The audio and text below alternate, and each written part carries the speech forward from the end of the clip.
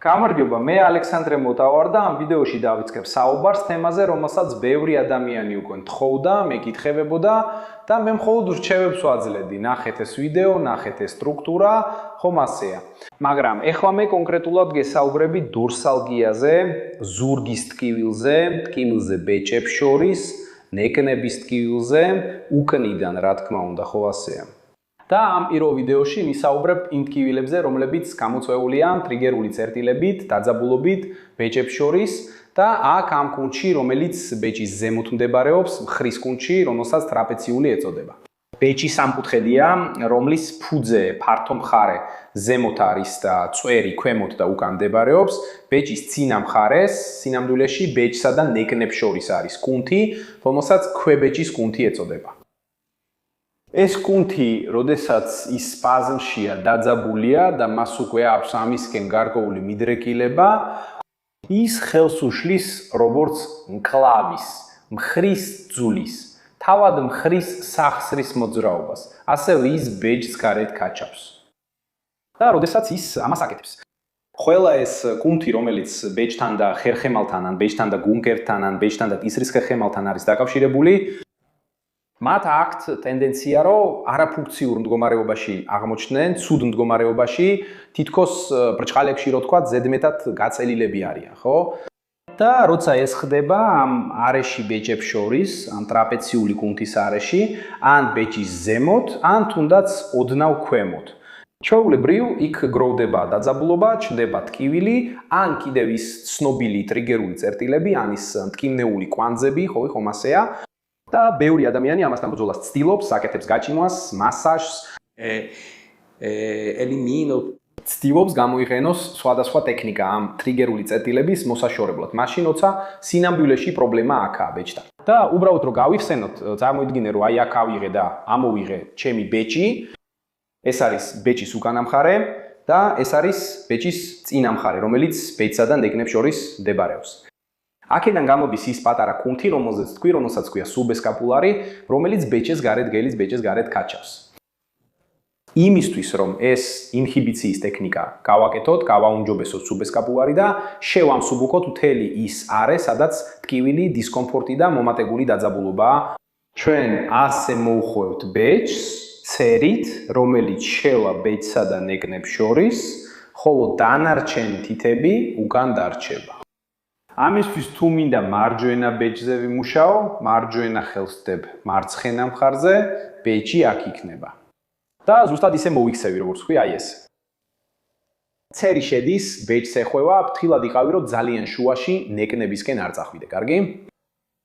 შეეხვიე ბეჭს და ეს ხელი, რომელიც ზემოთაა, უბრალოდ მოადუნე.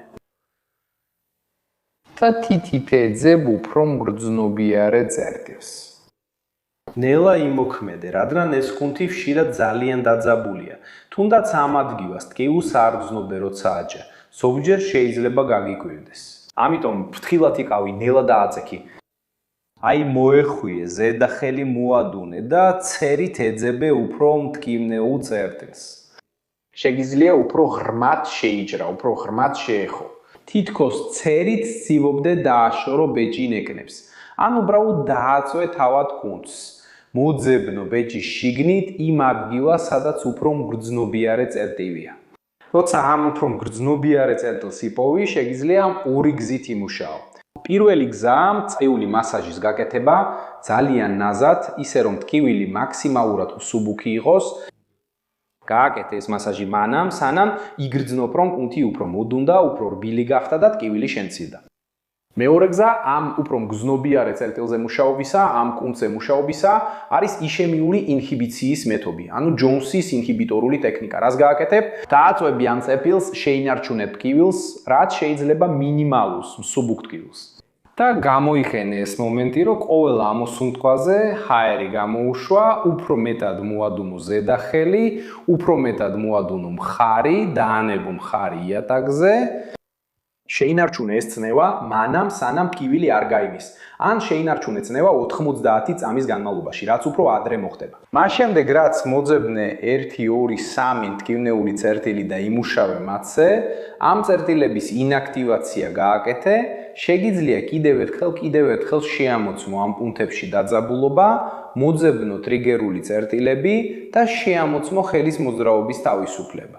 ადამიანების უმეტესობაში მთელი ეს ტკივილის და დაძაბულობის ზონა, რომელიც ტრიგერულ წერტილებს უკავშირდება, თითქოს ჯადოსნურად ქრება. თუ შენ შემთხვევაშიც ასე მოხდა, მინდა რომ შემდეგი გააკეთო.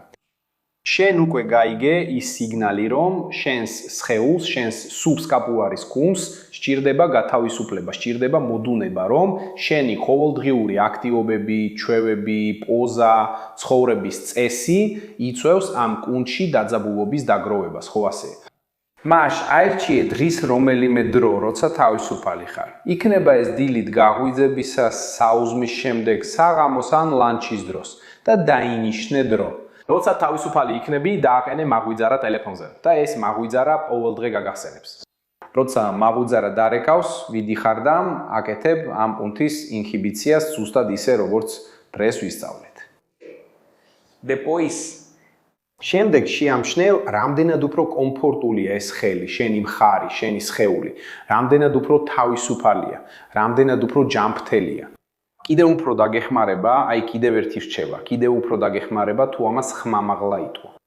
აჰა, ჩემი ხელი ბევრად უფრო თავისუფალია, ჩემი მხარი უფრო მოდუნებულია, გძნობ მთელ ჩემს ხელს, ყველა ტკივილი და დაძაბულობა რაც მქონდა გაქრა. ახალხან ჩემს სხეულს მეტი ჯანმრთელობა, მეტი კომფორტი და საკუთარ თავს ცხოვრების უკეთესი ხარისხი მივანიჭე. შეიძლება სულეულაკ მოგეჩვენოთ ამის ხმამაღლა თქმა, მაგრამ როცა ხმამაღლა ამბობ, ამაზე შენს ყურადღებას ამახვილებ. შენს ყურადღებას ამ ასპექტზე ამახვილებ. და ეს დაეხმარება შენს სხეულს, რომ დიდხანს შეინარჩუნოს ეს კეთილდღეობა. და ეს დაეხმარება ამ ჩვევას უფრო სწრაფად დამკვიდრდეს შენს რუტინაში. კიდევ ერთი რამ არის ის, რომ თუ ეს შენთვის იმუშავა, თუ შეგიმსუბუქდა, თუ იმ ტკივილის წერტილები თითქოს ჯადოსნურად გაქრა, მაშ ესაუბრე იმ ადამიანს, პროფესიონალს, ფიზიოთერაპევტს, ექიმს ან პილატეს ინსტრუქტორს, ვინც გეხმარება და უთხარი, მე ვნახე ვიდეო დოქტორ ალექსანდრე მოტას ინტერნეტში, სადაც ის საუბრობდა სუბსკაპულარის შესახებ. მან მასწავლა ტესტირების და შემსუბუქების ერთი მეთოდი, როცა გავაკეთე ძალიან გამიუმჯობესდა. ალექსანდრე, რატო უნდა უთქვა ეს? უბრალოდ იმიტომ, რომ ამ ინფორმაციამ შეიძლება დაგეხმაროს შენი მკურნალობის უკეთესად წარმართვაში. თუ მოგეწონა ეს ვიდეო, თუ დაგეხმარა, თუ ახალი ინფორმაცია მიიღო, გაუზიარე ორ ადამიანს. იფიქრე ორ ადამიანზე, ვისაც ეს სჭირდება, ვისაც ტკივილი აქვს, ჩივის ტკივილზე, დაძაბულობაზე ამხლის, ბეჯის, კისრის არეში. ზურგის ტკივილი, დორსალდია, რაც არის თემა, რომელსაც ახლა ვეხებით. გაუგზავნე ეს ვიდეო მას. შეგიძლია ბული დააკოპირო, Facebook-ით გაუგზავნო, ან აქ ქვემოთ მონიშნო, თუ Facebook-ით მიყურებ, აქ ქვემოთ მონიშნე, თუ Instagram-ით მიყურებ. ან შეგიძლია აქ YouTube-ის ბული გაუგზავნო, თუ YouTube-ით მიყურებ, ელფოსტით, WhatsApp-ით, ან სადაც გიდა. თავარია, რომ ამ ადამიანს აპურებინო ვიდეო, ასე შეგიძლია ძალიან დაეხმარო მის ჯანმრთელობასა და ცხოვრების ხარისხის გაუმჯობესებაში. მაშ ასე აქ ვამფავრებ, დიდი მოკითხვა და მომავალ შეხვედრამდე.